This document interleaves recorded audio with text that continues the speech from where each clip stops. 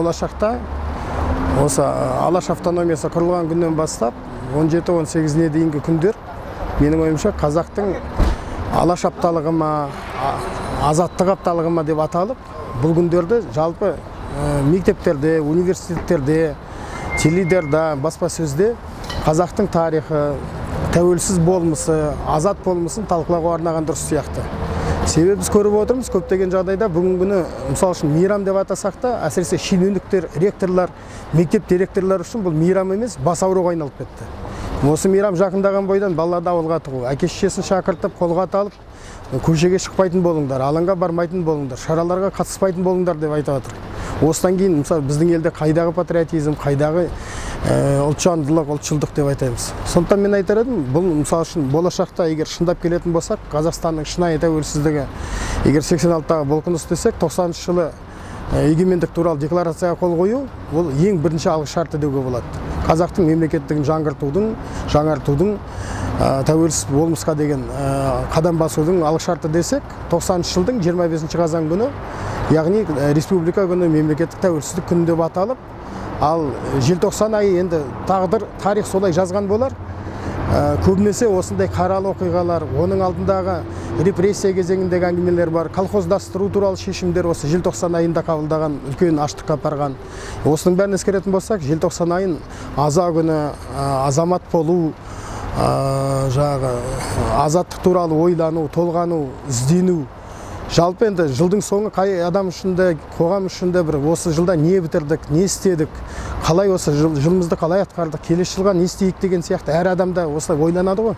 Сол сияқты ұлттың өзімен өзі қабырғасымен кеңесіп, ақылдасатын, кеңесетін, жақсы үлкен талқылар өтетін, жақсы мысалы үшін әдеби туындылар, кино туындылар, халықтың алдына шығып презентациясы жасалатын осындай бір айға айналса, менің ойымша құба-құп болар еді. Және де ең бастысы бұл жердегі енді тәуелсіздік күннің өзі, мысалы үшін бір жағынан желтоқсанға, екінші жағынан Жаңаөзенге тірелуі, екі үлкен қанға тірелуі, шын мәнінде бұл мейрамның күңгірттеу, азалы болып өтуіне апарып соғып жатыр. Оны да ашық айтуымыз керек. Сондықтан енді мейрам болғаннан кейін мейрамның да өзінің шарты бар.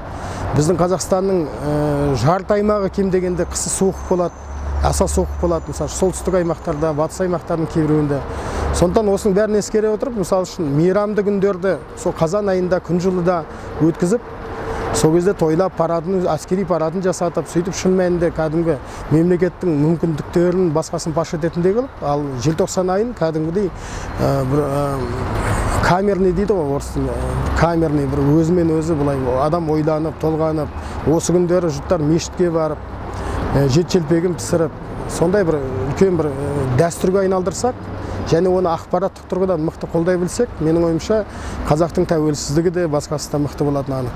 Біріншіден, егер желтоқсан оқиғасын көтерілсін, қазақтың орыстан бұлқынып шығуы, сол азаттығын іздеу деп түсінсек, онда Жаңаөзен оқиғасын қазақтың әділеттілік қоғам, азат қоғам, демократиялық қоғам іздеуінің бір көрінісі деп табуға да болады. Яғни осының ішінде көптеген тарихи астар да бар, қазақтың бүкіл тарихы да осы бір 20 жылдың ішінде қайталанып жатқан сияқты да жағдай бар. Осының бәрін ескерсек, болашақ тәуелсіз болмысымызды ойласақ, онда жаңағыдай Алаш апталығы немесе азаттық апталығы деп болашақта бұл айды негізінен осындай үлкен әңгімелерге арнасақ деген ұсыныс бар.